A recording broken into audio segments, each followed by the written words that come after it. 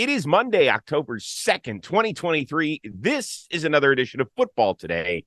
That is Bobby Skinner from Talking Giants. I am Chris Rose, producer Mikey along for the ride as well. And first of all, let's clear the decks here. We know you got some nasty storms going down there in Florida, so internet's a little shoddy. Are you okay? You hanging on? Yeah, I woke up to it'll be back by 8:30 text, and then it'll be back by 9:30 text, and now they're just like, hey, it's going to take a long time. So hopefully we're good for Monday Night Football, New York Giants, but we're making do. I got my phone on a cardboard box with the Eli Manning signed helmet propping up the phone. Oh, where'd you get the Eli Manning signed helmet? I got it as an anniversary gift, actually. Pretty nice. Oh, somebody loves you. That is as good as it gets. Breaking news, too, you know. Well, I mean, it would be better if it was a Jeff Hostetler signed helmet, but that's neither here nor there. So I don't know if you had a chance to watch the game over in London, the Jags and Falcons. I turned it on out of curiosity before I called the Browns game. And I know you're not into gimmicks and stuff like that. Please tell me you at least watched a little of the Toy Story animation of the game. No, I actually like that. Like when they did the Nickelodeon thing the last couple of years, I loved and I also love the internet making Mitch Trubisky the MVP in the game that he lost. I thought that was very funny. So I actually do kind of like that type of stuff. Like I watched that Bears Saints playoff game on Nickelodeon. I didn't realize they were doing this until like the fourth quarter, though. Yeah, no, it was pretty cool. Now, listen, there were some hitches, there were some hiccups, glitches, I should say. I get it, but I mean, the way it looked, it was sensational. I hope they do it again. It's all about trying to cultivate a new audience and younger kids. And who doesn't love the movie Toy Story? So for God's sakes, they were using Slinky Dog as the down markers. Like that was a big deal. I loved every bit of it. I thought it was really cool. All right, let's get on to our 5 questions here today. We know some facts out there. There are 2 unbeatens left in the NFL. They're both in the NFC. You got the Niners and the Eagles. But in the AFC, 4 teams currently sit at 3-1. Bills, Dolphins, Chiefs, Ravens. Rank those 4 for me. I feel really good about number 1, and it's the Bills. Do you agree with me? I do. I was actually asked the question yesterday. If the winner of the Bills-Dolphins game would be the top team in the AFC. And I said, yes, if Miami won, but not necessarily if the Bills won, because I still wanted to save a slot for the Chiefs. But after watching the way that Buffalo has dismantled teams over the last 3 weeks, yes, I would agree with you. I mean, the Bills, man, what they're doing, like McDermott has kind of taken over the defense a little more with Leslie Frazier gone. And they just were able to just disguise everything in late. And we talked about it on Friday's pod, Chris, is like you just got to throw different stuff into it and not let him know what you're doing. And not a lot of teams can do what the Bills did because it's complicated. And they were able to do that, stop Tua from, really pushing the ball and having those easy reads. And their pass rush was connected with it, right? And I think the Bills, because they don't have the star player on the pass rush, at least with Von Miller out, their pass rush gets underrated. But they've got a good group of guys. And then Allen on the other side, like patient, took what was there, only 2 throws over 20 yards in this game, had everything was there, and Stephon Diggs was able to just like kind of dominate that mismatch he had versus Miami. Yeah, so I would go Buffalo 1. I know that Miami's defense has not been totally what it wants to be, and that it might not get right until Jalen Ramsey gets back. So the prospects of having him on one side and Xavier Howard on the other, I think could be nightmares for teams down the stretch, and I think it'll certainly help their pass rush immensely. So I think I put them 2. Me too. The problem is I don't know where to put the Chiefs right now because I have been so uninspired by their wide receiver core that I wonder if that's the thing that'll prevent them. Chris, we're getting to know each other a lot better. I have the same exact notes, right? Where with the Dolphins, like I still have a lot of faith with them. Like I said, not many teams can do what the Bills did. And if teams try to copy this game plan, Mike McDaniel will figure it out and adjust. Right. And I think, like you said, Jalen Ramsey getting back. The Chiefs, so I wanted to ask you about the Ravens because you obviously got to watch them up close and personal. But I just really think this wide receiver crew holds them back, right? Well, they're a good team, right? They're a good team. And again, we're saying the number 3 team in the AFC, which is strong. So it's not even like a big slight. But because of the standard they have, I mean, their leading top 2 receivers are Justin Watson and Rashee Rice. That's their number 1 and their number 2 guy. Mm-hmm.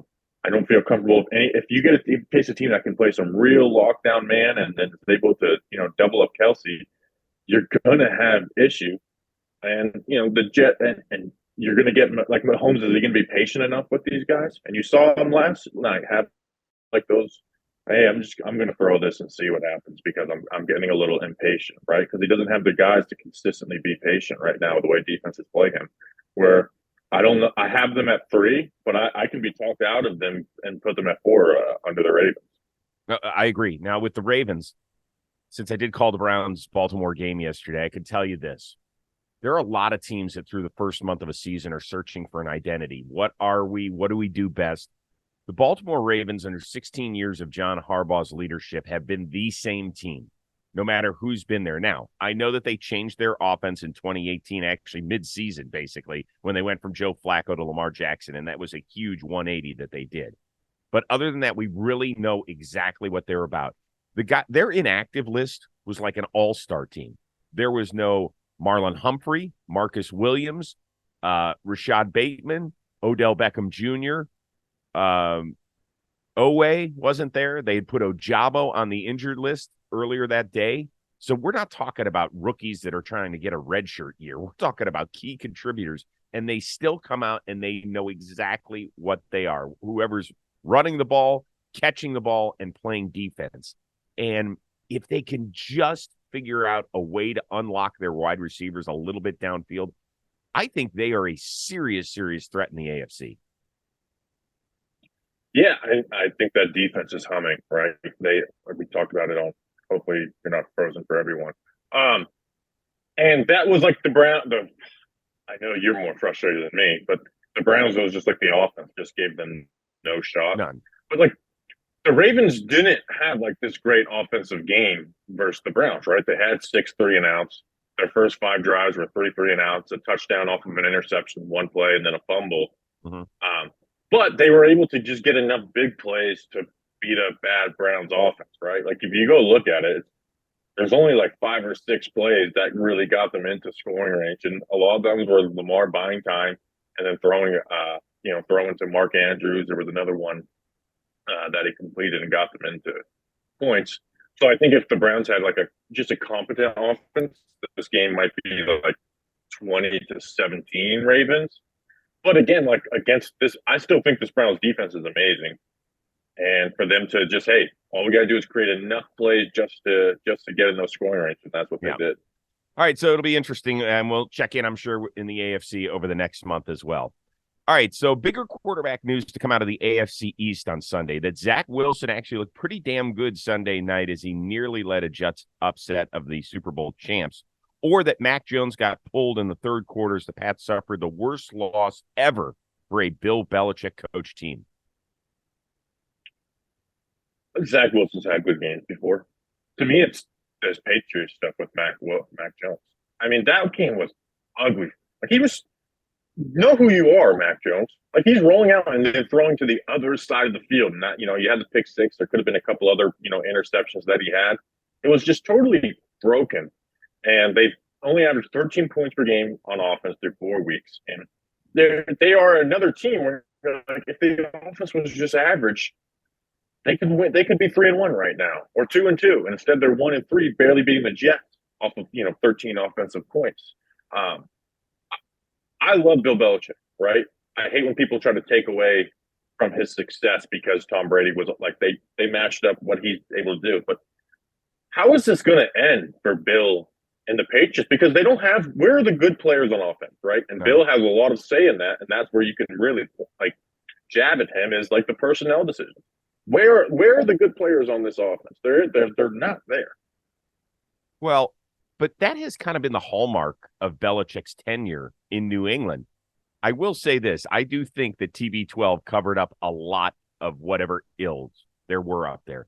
Because if you're for a team that was that successful for that long a time, shouldn't they have been like the Steelers in terms of Hall of Famers? Had like 11 or 12 Hall of Famers. Instead, it's going to be Brady, Gronk, Richard Seymour just got in, right? Ty Law. I imagine I'm missing somebody else, but I guess my point is Randy Moss, but I don't even though he had a nice run up there, the first thing you don't think about with Randy Moss is his New England tenure, right? You think of him elsewhere for the most part. So I guess my point is this, is that they never had a ton of stars in that system. That's just not how they were built. And now that they don't have the right quarterback to engineer this thing, their blemishes show up all over the place. It feels like it could go downhill for a while. There's no playmakers. It feels like there's very little speed on the offensive side of the football. And then your quarterback, whether it was Joe Judge miscalling plays or now Bill O'Brien through a month, this has been a disastrous last year and a half for this offense. Yeah, they clearly don't like. And I think Mac Jones deserves a lot of blame in this too, where he just seems to be like, for some reason, he doesn't get called out for being like kind of childish, right? With some of the stuff that's went on with him, and after play activity, it kind of seems like a spoiled brat a little bit.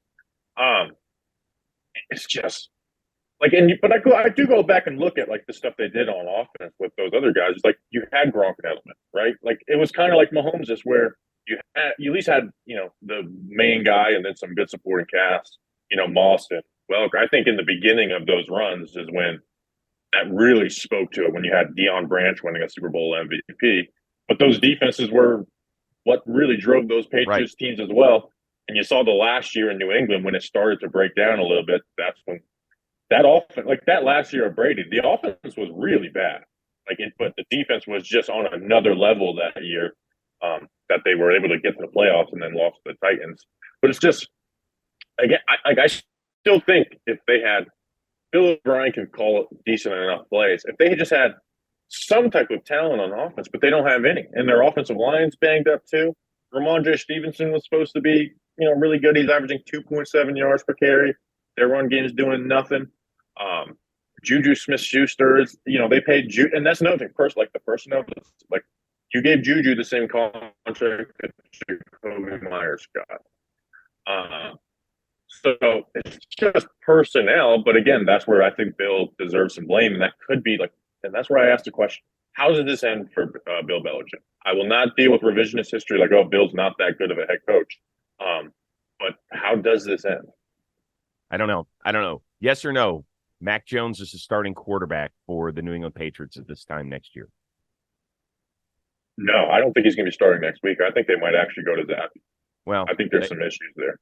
They asked Belichick on Monday morning for his postmortem, and he said probably not. We're probably not going that direction. That we think it'll be Mac Jones. Oh, okay. But that's what he said. Okay. But we'll see. But this time next year, I don't think. Subject to change. Hey, real quickly, I do want to give Zach Wilson some love because we beat him up pretty good on this show on Friday. And I know that you said that he's had some good games, but not when his team is down by that amount of points against the defending Super Bowl champs under the bright lights of Sunday Night Football when everybody is hating on him. I thought he played really, really well. I thought he did some nice things. And most importantly, I actually liked seeing him mouth words to his teammate like, I'm the fucking reason we lost on the sideline. And for him to accept the blame on that fumble and everything else, and it wasn't just that play, right? It's always other things. I thought that was a big step for him. And I don't know how it's going to end for him. But at least for one night, it was nice that a kid who's taken a lot of shit had a chance to shine a little. I like. Oh yeah, it could have been. It could have been the total unraveling for them, and instead, it's I guess there's some more positive vibes, in the building for at least a week. The NFL season is going strong, and DraftKings Sportsbook is opening up new customers with an offer that's even stronger. Bet $5 on any game this week to score $200 instantly in bonus bets. And DraftKings isn't stopping there. All customers can take advantage of a sweetener offer every game day this October. Get in on the game day greatness. Download the DraftKings Sportsbook app now and use code Football Today. No spaces, just Football Today. And say, this is our first ad read, so go show out. New customers can score $200 instantly in bonus bets when you bet $5 on the NFL. That's code Football Today, one word, only on DraftKings Sportsbook, an official sports betting partner of the NFL. The crown is yours. Game Park for 1-800-GAMBLER. Visit www.1800gambler.net. New York, call 877-8-HOPE-NY or text HOPE-NY 467-369. In Connecticut, help is available for problem gambling. Call 888-789-7777 or visit ccpg.org. Please play responsibly. On behalf of Blue Hill Casino Resort, Kansas, licensee partner, Golden Nugget, Lake Charles, LA. 21 plus age varies by jurisdiction, void in Ontario. Bonus bets expire 168 hours after issuance. See sportsbook.com. DraftKings.com/football terms for eligibility and deposit restrictions, terms and responsibilities, responsible gaming resources, and speeding. You'll be glad you did. All right, so a couple of AFC North teams lost on the road against AFC South teams.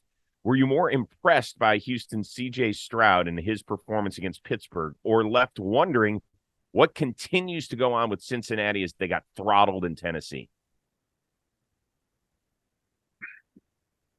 I feel like we know what the deal is with the Bengals right now. Is they ran their offense through like quarterback, and then he's not the same with the calf injury. He's not able to drive off his block.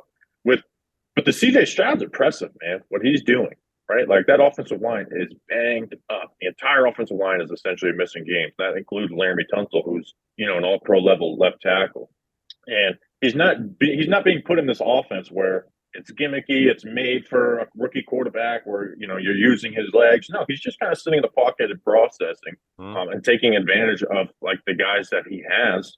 And Texans have like modest weapons, but those weapons are going to look horrible with bad quarterback play. And he's making them look better. Like Nico Collins, he's fifth in receiving in the NFL. I think he's been one of the more underrated players in the NFL for a long time because of bad QB play. But, CJ Stroud's getting the most out of him. Tank Dell, the rookie out of Houston. And then they have the nice little tight end duo of Dalton Schultz and Brevin Jordan. CJ Stroud was just kind of doing normal quarterback play, not gimmicky, let's bring the rookie along stuff. And he's looking very good doing it when he has every reason to not be. First of all, let's start with this. Houston, you have to officially change your helmet to that red one you wore yesterday. Like, that thing is unbelievably great. And I would actually go out and buy that. If you wear that with the red every time at home, I'm in. I am in. That shit looks great. So let's start there. That was good. Let's spin it back to the draft. When CJ Stroud and all those reports a couple days leading up to the draft was he didn't test well on the, processing test and all that sort of stuff. And whatever, shit gets out there all the time. I feel terribly for these kids, but whatever, it leaks out there. And then he gets drafted second, and people are like, oh my God, this guy's just going to be horrible. And especially in a Houston situation, he has looked phenomenal.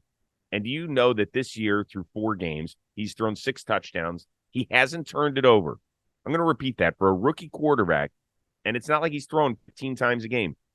In the last 2 weeks, he's thrown combined 60 times, and he hasn't turned it over once this year. And in the last 2 weeks, with a patchwork offensive line that wasn't good to begin with, and let alone missing starters left and right, he hasn't been sacked. And he went against Jacksonville and Pittsburgh. And those are 2 teams that can apply a little heat on you. So this means that he is processing stuff. This means he is making quick decisions. And he is where he's great throwing the football? Between like 15 and 30 yards, man. Which is where I think your money's made. Yeah, that is where his bread is buttered. And those are huge chunk plays to be had out there. Now, I don't know where this is going to lead for the end of the season in the AFC South, and they have to do as well as they can because they don't have their first-round pick. They traded it to Arizona in the Will Anderson deal, but at least they're a good watch, and I love that. Will Anderson's killing too. I love him. So I didn't go deep into the quarterbacks this year for draft prep. And to me, but I've watched CJ Stroud casually, and he kind of had the Ohio State QB stink, right? Where you don't judge the helmet, you judge the player. But there's also like a reason, like it's so easy at Ohio State with what they do on offense and the receivers they have, where it's like it is kind of a little easy to judge the helmet with those guys. And Stroud, out of the Ohio State quarterbacks, had these bad games too at Ohio State, right? Where they would win, but it was just like, this did not look clean. You're not seeing the field well. You're not completing, like having 50% completion rate. That should never be happening at Ohio State. And he's the one that's bucking the trend, which I think is kind of a big deal. And it can change how you go and look at quarterbacks in the draft. Well, I will tell you this, as kind of a quasi Ohio State fan, they're a distant fourth in my rooting interest behind the Browns, Guardians, Cavs. But we do watch them as much as we can in the Rose household. When he used his legs, when he was willing to run, he was a different player. And like in that semifinal game against Georgia, when he ran, he was great against a top flight defense. And so that's why I always felt like his skill set could translate over into the NFL game, because his willing, I don't know why he was so unwilling to run, particularly last season in Columbus. But as long as that part of his game remains a threat, I think he's going to be really good. I do want to say this about Cincinnati, and I don't care about the Jamar Chase comments. Like, listen, I am a huge Jamar Chase fan. I think he is a baller. And when he says he's fucking open, I believe that he's fucking open every play. This is a real concern now for Cincinnati. This is different than last year in their start. Okay, 3 offensive touchdowns in 4 games. That is the worst in the NFL. They've been held to 3 points twice. Last year, their season low in a game was 13, and only 3 times all year were they held under 20. This is an offense, even in their one win that Monday nighter against the Rams, has not looked good, and it's not going to get any better. I don't know how far in school Jamar Chase actually got, because he didn't participate that last year at LSU, but I would believe him if he said he was a doctor, because in the preseason he said, Joe, go relax. We'll see you in week 5. Like, get healthy. Well, they didn't do that, and now they're a month into this shit show. They're 1-3. He physically hasn't gotten any better, and he got called out in the middle of class last week by the principal and Mike Brown and asked to go take a spin on his golf cart in front of the rest of the team during stretch. There is some weird shit going on here, man. Yeah, I know I didn't watch that game closely. I just watched some of the highlights of it, and there wasn't very many from Cincinnati. But you always watch, even when they were good, like, this is a wild way to play football, where they get in empty, Burrow's going to take sacks and hits, and if he's not, and he's been, like, even though he's not fast, he's more mobile than people realize. And the first 2 games when I did watch him, it's not working. Him getting outside the pocket, and he's not being able to deliver these throws. So I need to watch them closer to, like, give real thoughtful analysis. But they've always played like a reckless type of ball. Yeah. Well, listen, the next 2 weeks they're at Arizona, then they got Seattle on the bye.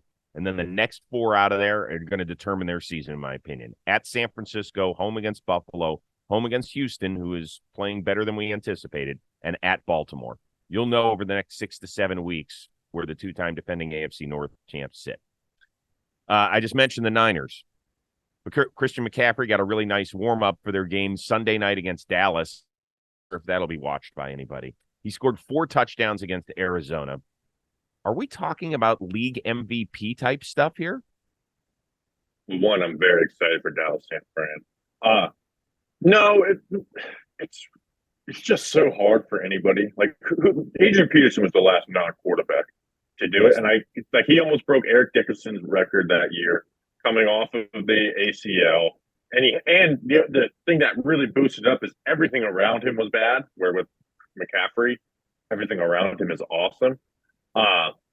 And McCaffrey's not on that pace. Well, yeah, I mean, he scores, like, I think he's on like a 10 game touchdown streak, averaging 5.7 yards per carry, which would be a career high for him. Yeah, he's balling right now, but I actually think there's a higher chance Brock Purdy wins MVP than CMC because of how quarterback heavy it is. Oh, wow. Now I would disagree with you there, because I think if Brock Purdy would have to be so extra special. Like, we look at him like he's Shanahan's toy and has done a remarkable job, but I still don't. I think when you get to the list of reasons that the Niners are as great as they are, Brock Purdy's solid play is what you would say more than his spectacular play. And to be an MVP, you have to be spectacular. But his stats are amazing. They are. Stats. I don't think. I'm just, the point I'm making is that it's such a QB award. Yes, that I think there's a higher chance of Purdy over Christian McCaffrey. Like, McCaffrey would have to bump up his production for what has happened these first 4 weeks. And I think the schedule's going to get tougher for them going forward. It's pretty remarkable. You've had 10 straight years of a quarterback winning the award. Now, there have been other running backs that have won it over the last 25 years, right? If you go back, like LaDainian Tomlinson, who set the touchdown record, Sean Alexander the year before that, he did the same sort of thing with touchdowns. Terrell Davis won it. Emmitt Smith won it.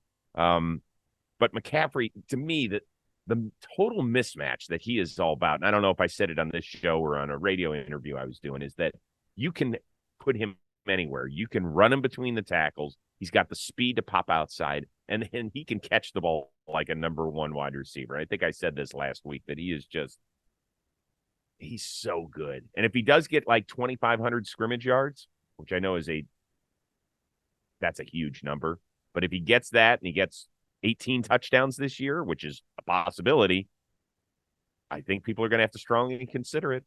Just saying. I think he'd have to break LT's rushing touchdown record to. Tomlinson has it over Alexander because it was a year after, right? Correct? Mm-hmm. I think he would have to break that touchdown record and eclipse the 2,000-yard mark to do it. And right now, he's rushing really well, but he's like on pace like 19, less than 2,000. Yeah, and I don't know if he's going to be able to keep it up. All right, finally, before we get out of here, were you more impressed by Khalil Macks' 6-sack game against his old team, the Raiders, or Justin Herbert playing the fourth quarter with a claw in his hand and finishing this game with a 51-yard completion on 3rd and long from deep in their own end? Beautiful throw, a ballsy throw. But to me, it's Mack, right? We're having Mack is done conversations just 2 days ago. He had a 0.0 pass rush win rate. And it wasn't just like these sacks were nice, right? Like the moves it's like, oh, this was vintage Khalil Mack. He also had it wasn't just, hey, sacks or bust. He had 4 quarterback hits on top of that, 5 tackles for a loss, right? If he had zero sacks, 4 QB hits, and 5 tackles for a loss, that's a great game for Khalil Mack. No, he was going at it with these guys. I mean, the 6-sack move was so nice. They put the running back on to chip him. He just slides away from that, throws a little inside move at the right tackle. He bites and then pops back out. And to still have the speed and bend to do some of that stuff was nice. Where, again, as the Chargers work to get back, be a playoff team, which I think they will be, pass rush is what wins in the playoffs. And if Mack can play at this level, not this level, but at a great level, it obviously helps him a lot having him and Bosa on two sides.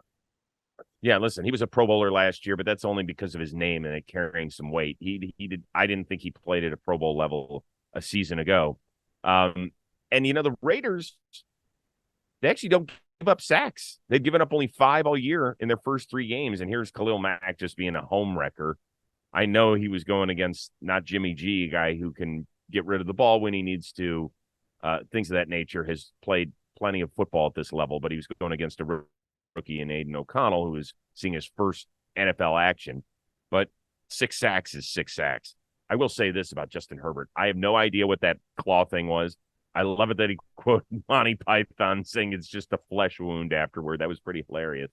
But, there are reports from my buddy Ian Rappaport over at NFL Network that he suffered a fractured finger on that hand and a gruesome nail injury. And when I hear gruesome nail injury, nail injuries are one thing I just don't, my stomach churns a little bit when I hear that stuff. So good for him that he was able to deal with that. That was kind of gross. Nail injuries are underrated. I remember literally, breaking a nail in football practice. I'm like, this hurts more than a sprained wrist. I'm not listening. My oldest son had to have 2 toenails removed from something. And he was like, Dad, what do I do? I was like, good luck, brother. I love you, but you're on your own on this one. I'm not going to deal with it shit.